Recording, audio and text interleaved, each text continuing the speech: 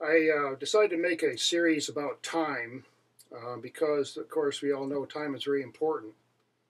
And over the years, I've had a lot of different reflections about time through a lot of my studies. One of the things that, for example, I studied electronics, and especially in digital electronics, well, the precision of timing is just absolutely incredible.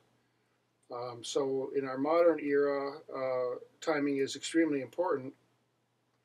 And also, for centuries and centuries, or really millennia, as far as back as we can learn so far, that human beings seem to watch the sky. And the reason they did, well, one of the reasons they did was about timing, because, time was important to them too. We say time's important, and our devices are, we have what we have. We have clocks and so on. But, for people who lived a long time ago, and timing was also very important for them, how did they time their stuff?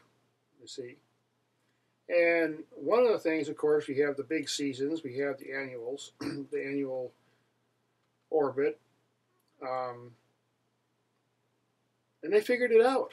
They figured it out by observing over a long, long period of time, and that's why we have handed down to us a very ancient science called astrology.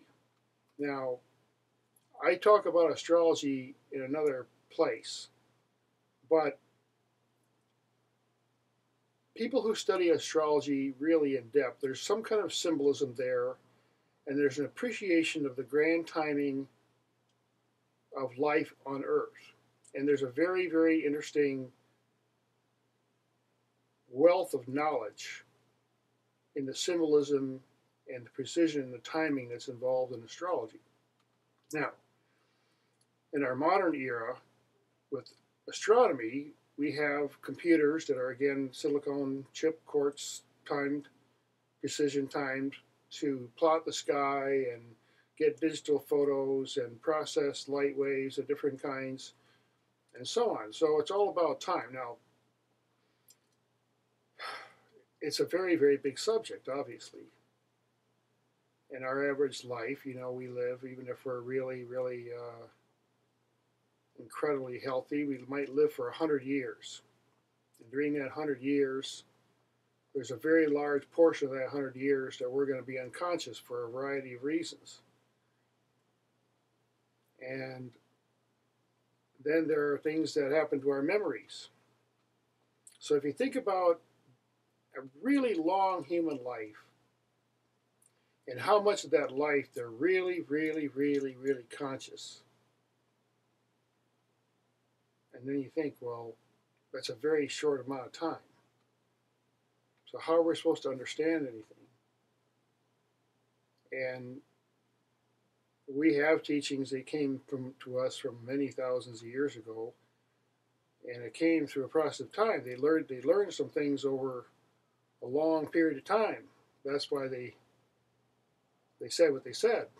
But obviously, getting back to our subject, time is incredibly, incredibly important. Everybody really knows that. But the problem, there's some issues, because we, in our societies of different kinds, we have time set up. For a long time, it was Big Ben. That was it, man. Now it's Greenwich Mean Time. Now they have like atomic clocks that keep track of the exact time. And we have all that.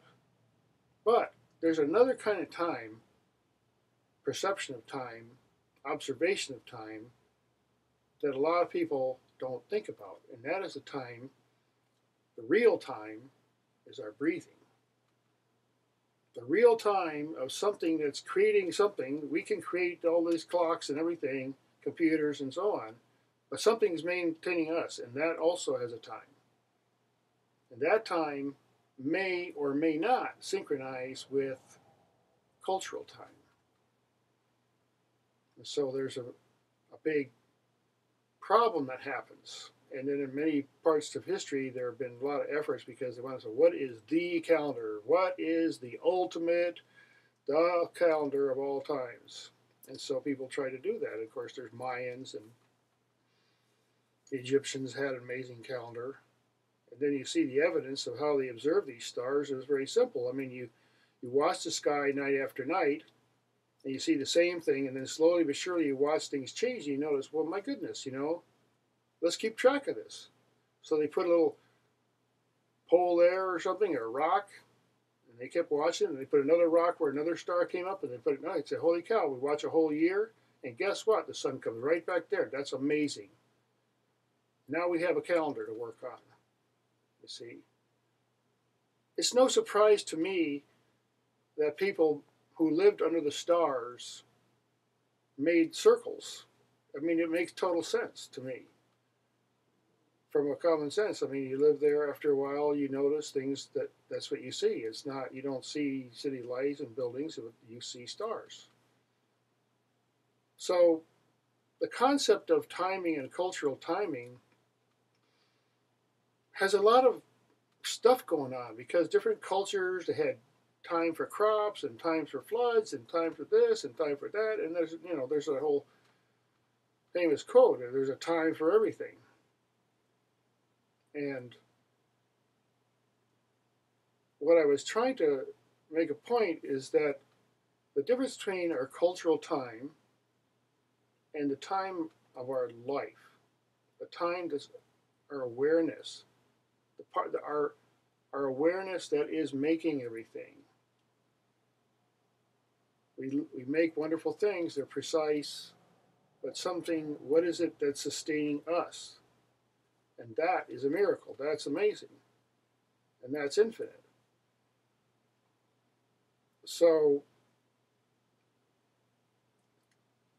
time is really important, but like I said, sometimes cultural time is very close and corresponds to it. It seems like in the end, it's the time of the seasons of the sun, the galaxy, all the bigger beings. I mean, we don't like to admit, oh, there aren't any other beings, we must be the greatest. I mean, there's God, and then there's us, and that's it. And we're very close to God, so everything else is less. Well, the reality is, should be common sense, that look, there's a planet, and then there's a larger planet, and there's a solar system, and then there's maybe that solar system is part of another 7 or 8 systems, and you have what the ancient people used to call the heavenly man.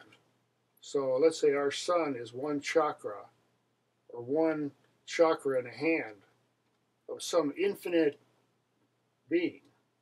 To us, it's infinite. There's nothing. Nobody ever gets to infinite, because it's just. But there's something bigger. There's more to our existence than the cultural time that we have. Now, the ancient people had a teaching that said that if you really synchronize yourself with that real time that's happening in your awareness, that's happening in your cells, you synchronize yourself with that, and then all the other things become clear. So it's sort of like a surfer getting on the right wave, waiting, and then getting on the right wave. And I'm going to talk a lot more about that, but this is a very exciting subject, and